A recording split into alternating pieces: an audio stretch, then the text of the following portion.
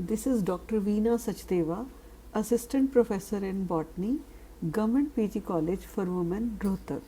Topic of this class is transport of organic substances. Today we will discuss on photosynthesis and photosynthetes, movement from source to sink, direction of translocation and phloem, the pathway, experimental evidence. We all are well versed that carbon dioxide is fixed in the presence of water and sunlight by the process of photosynthesis in chloroplast. This fixed carbon dioxide has several possible fates, but most of this fixed carbon dioxide ends up as a sucrose or starch. आप सबको पता है कि plants जब photosynthesis करते हैं तो उसके बाद ग्लूकोज बनता है, लेकिन जल्दी ही ग्लूकोज को सुक्रोज में या फिर स्टोरेज ऑर्गन्स में जाके स्टार्च में कन्वर्ट कर दिया जाता है. अब जो सुक्रोज बनी, some of this is utilized for the growth of the plants while the excess is stored in the storage organs. We all know that sucrose is a non-reducing sugar and therefore it is chemically stable. Due to this property, sucrose does not react with other substances during translocation.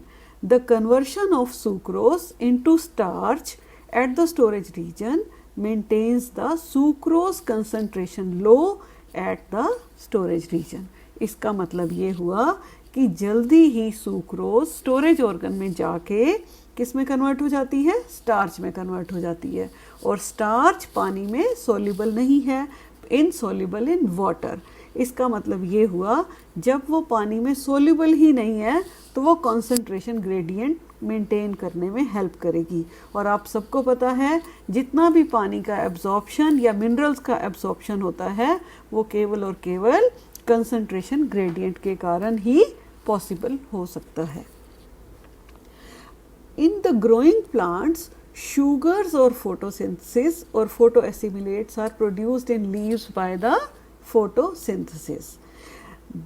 These photoassimilates are then transported to the site of active growth where sugars are needed to support new tissue growth. During the growing season, the mature leaves and stems produce excess sugars which are transported to storage locations which include ground tissue in the roots or the bulbs. इसका मतलब ये हुआ जब भी growing season होता है खूब सारी ग्रोथ होती है. आप देखोगे जैसे बारिश का मौसम है, अक्टूबर का मौसम है, अक्टूबर का महीना है, उस समय ग्रोथ बहुत फास्ट हो रही होती है और उसी समय पे सबसे ज़्यादा फोटो एसिमिलेट बनते हैं.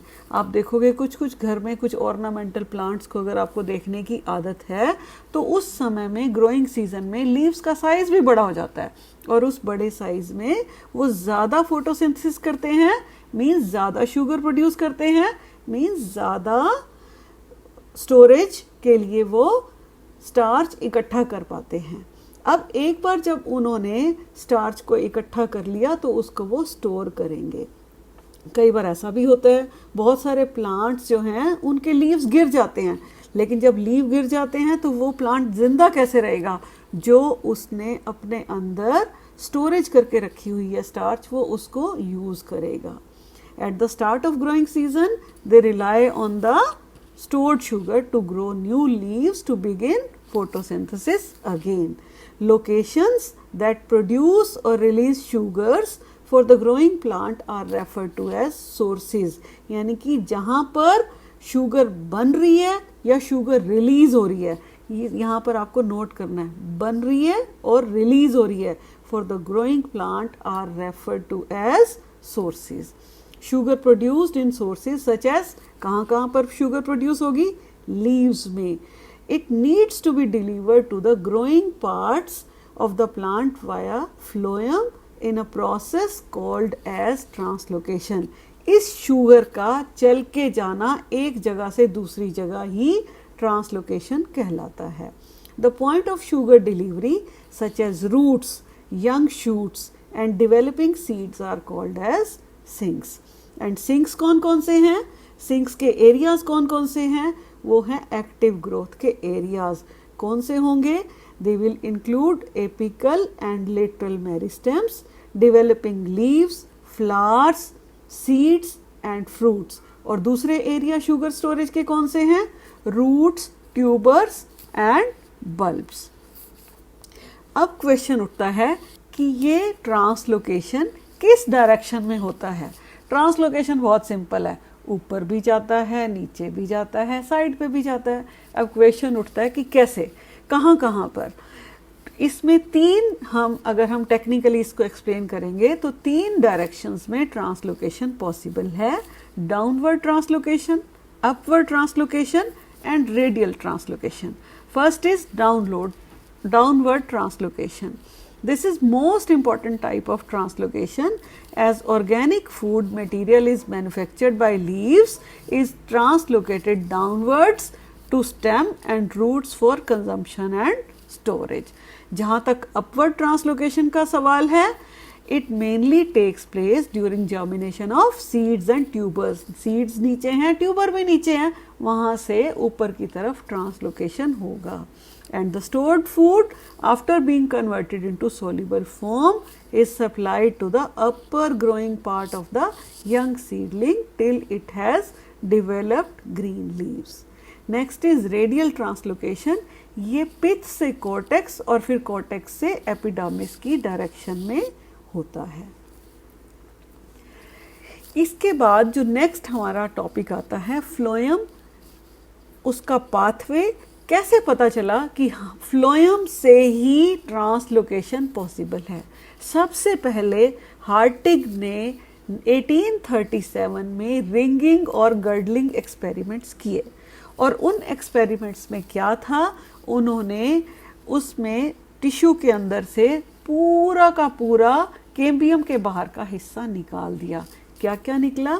All the tissues outside to vascular cambium, bark, cortex, phloem, सब के सब निकाल दिए एक्सेप्ट जाइलम। और उसके बाद क्या हुआ?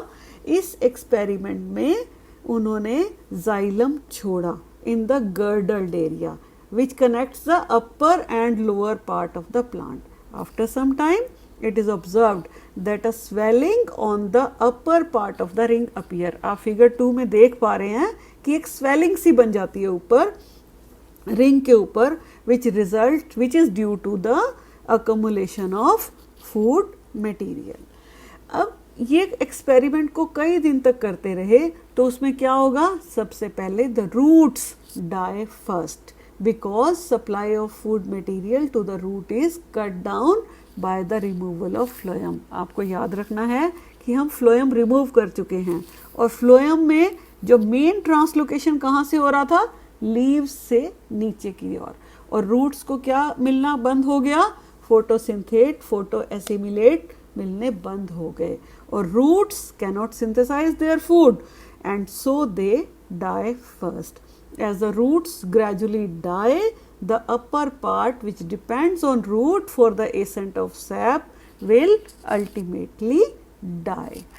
इसके बाद क्या होने वाला है? On removing the ring of bark, that is phloem and cambium, above the root at the base of stem, accumulation of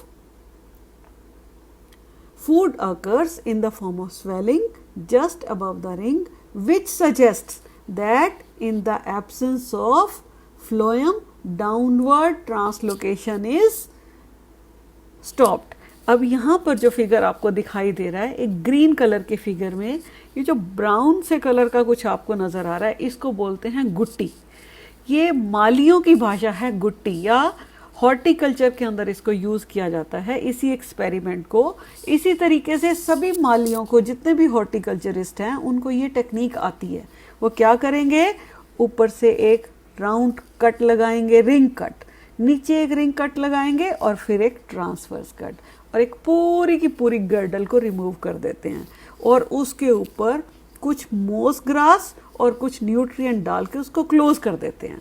close करने के बाद क्या होता है कि थोड़े टाइम के बाद ऊपर बहुत सारा टिश्यू स्वेल हो जाता है, और स्वेल होने के बाद वहाँ से रूटिंग होना, रूट्स निकलना शुरू हो जाती हैं।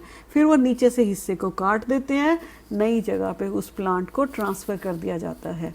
और इस तरीके से प्लांट्स मैंगोज़ के, किन्नू, ऑरेंज के बनाए जाते हैं।